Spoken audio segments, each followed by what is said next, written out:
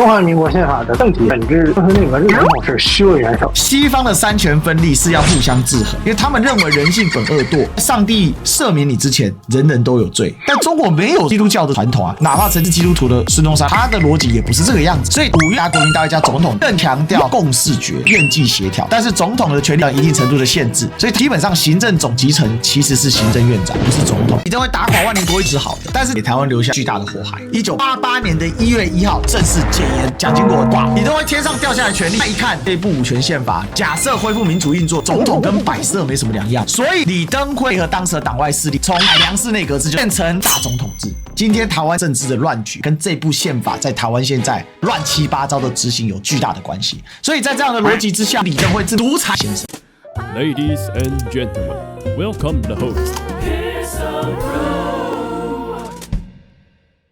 首先一点，中华民国宪法的规定政体本质就是内阁制，总统是虚位元首，他有愿计调解权，因为你是超然的，有国民大会跟我不愿什么关系都没有，他只选总统。全世界上独有一部五权宪法，加国民大会是相当复杂的体制。但这个五权宪法，孙中山谈到张居立这一些学者，他们为什么这样研究？是因为他们基于我国自有国情在的逻辑去进行改良。西方的三权分立是要互相制衡，因为他们认为人性本恶堕，上帝赦免你之前，人人都有罪。但中国没有基督教的传统啊，哪怕曾经是基督徒的孙中山来说，他的逻辑也不是这个样子，所以他的逻辑就更形似于五院之间加国民大会加总统，大家要相互合作，所以他的制衡相对没那么明显，更加强调共视觉，更加强调让总统来愿计协调，但是总统的权力不能过大，所以这权力上一定程度的限制，所以基本上行政总集成其实是行政院长，不是总统。释字第3号，这属于所有的宪法释文里面最妙的释文了。简单来讲，主要在针对监察院可不可以向立法院提案来进行释宪或立法的权利，但是在监察院的条文里面并没有明确规定，那监察院是不是国会？可是依照当时虽然到了台湾已经冻结了部分的选举，但是中华民国大陆时期行宪之后，事实上是由各省审议会来选举出监察院代表。所以如果按照民选即有权利这样最基本的民主逻辑来说，监察院算不算国会？其实监察院某种程度上国会，而且按照孙中山的思想来解释的话，监察院事实上是他参照美国的参议院来设置，所以监察院就是用来平衡各省之间的权利。另外一方面，它某种程度属于上院，它是应该有权利的。所以刚才讨论这个问题是说，当初在写宪法的时候写的不够严谨，没有对监察院做更详细的规定。今天是我们在讨论权利义务关系，那权利义务关系里面，总统是拥有几乎无限大的权利，这件事本身是个荒谬而且是非常夸张程度。首先立法院，如果你只要一个院很简单，就必须把它修到立法院就是国会。那立法院如果是国会的话，它就不该置于总统之下。照美国的逻辑是司法院、总统跟国会，也就是参众两院，它是三角形平行机构。我们今天是总统在上面，然后下面是五院，这是逻辑错误。因为以前总统上面是国民大会，因为在孙中山看来，不管是清朝的皇帝，或者进入民国之后的军阀问题，本质上都是领导人权力过大所造成。他晚年一直在从事这样的工作，而他的后继者，他们最终的概念就是他如何的限制权力。但蒋介石作为一介武夫，他没在信这个东西的，所以他的做法就是当出现紧急状况，他用戒严加上动员戡乱的方式把权力给冻结起来。但老蒋自诩为孙中山的信徒，不敢跨过去这部宪法，所以这部宪法就变得非常畸形。这也是为什么台湾有号称世界上最久的不间断戒严。那蒋经国上来之后开始试图要修正这个状况，可是蒋经国第一个，他作为儿子，他可以在老蒋的默许之下把行政院长的权力得到很大程度的恢复，所以蒋经国他是真正意义上的内阁制，啥是蒋经国说了算，有重点才禀报给老蒋。第二个，当时整个国际形势也大变化，他也必须做一点民主化的行为，让美国一定程度上给予台湾帮助，所以开始着手让戒严体制得到一定程度的恢复。当时这些特务军队的利益者集团，所以小蒋之间有很多的拉扯，但因为小蒋血统护体，没人敢暗杀他，所以这种拉扯之下，戒严要怎么推？所以今天民进党批判戒严非常的长，他其实并没有把整个历史去看。今天我们所遇到问题，其实不是老蒋跟小蒋所创造的，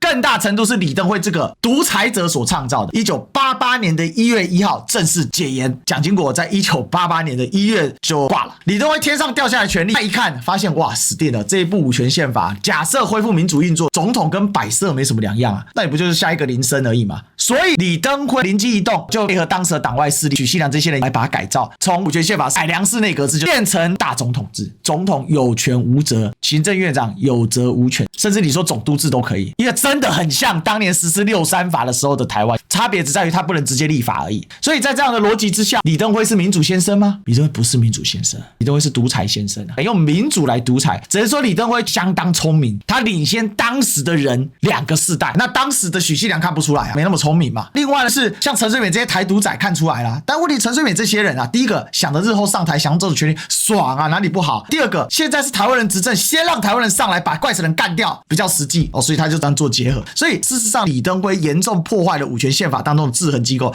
进而把国民大会踢出去之后，立法院变成唯一国会的时候，立法院是废掉的，因为立法院的权限完全不及当年国民大会之外，他除了立法的权力比国民大会还要精细之外，基本上他没有办法监督总统啊，总统像是一个 bug 一样卡在整个中华民国的宪政之上。那历任总统大家都在享受这件事情，不会有人去修宪，包含马英九。马英九强调我不修宪，但是我透过自我节制的方式来限制权力的发生。但马英九一样不进国会啊，一样不进立法院啊，为什么？因为马英九实质上也是李登辉当年修宪的帮凶嘛，当时就是蓝绿共同李登辉的独裁帮凶。也就是说台湾这一群政治人物啊，各个脑袋瓜想的都是独裁思想，尤其那一老派的，大家轮流坐庄，谁上去谁当老大。今天台湾政治的乱局跟这部宪法在台湾现在乱七八糟的执行有巨大的关系。我们这个修宪之后的宪法真的有很多地方要好好的处理。还有一个人跑来搅局叫林胜的，有事没事把立法委员削弱到112席，造成一个一院制的政体，结果你一席立法委员要50万人选出来，你是神经病吗？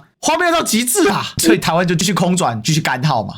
台湾很多宪法学者说，干脆总统你自己来兼行政院长。其实是要这样，因为现在总统的位阶比5院院长还高，这本身是不合逻辑的。凭什么老百姓一票一票投出来的立法院会比总统还低？所以我为什么前阵子呼吁韩国瑜，你是国会议长，你要抬头挺胸，你跟赖清德至少平级，院绝对比总统小，这是宪法规定。但从民意的根基基础上，你甚至比总统还大，因为你是通过在立法院里面过半民意选出来，但是总统他是少数民意40%授权出来的，所以就民意基础来说，它是比较大。其实西式的 democracy 如果回归到一件最简单的事情，就授权本身来说，西式 democracy 还是有一些贡献，就谁授权谁大。这件事情至少在欧美国家他们做的是比较贯彻，但在亚洲都做得很烂。当时不是有万年国会吗？如果当时不这样做，应该有什么更好的办法？李登辉的民主贡献也不能完全抹灭啦。打垮万年国会固然是非常正确的，但是借着打垮万年国会来搞总统扩权这件事情本身非常的夸张。所以李登辉他到底信仰什么？他信仰的是民主吗？从他后面的一个推演来说，他似乎不这么信仰民主，他信仰的是在大日本帝国时期的日本，甚至觉得自己是精神上的日本人。那日本不是民主国家嘛？所以到底信仰的是什么呢？像搞政治的人最终是不会信仰民主，但如果有一点理想性，为老百姓争取最大的授权与权力的对等性，那显然李登辉在斗争当中他早就没有理想性了。所以我是感到可悲啦。其实到今天我们是在帮李登辉擦脂抹粉，李登辉给台湾留下了巨大的祸害。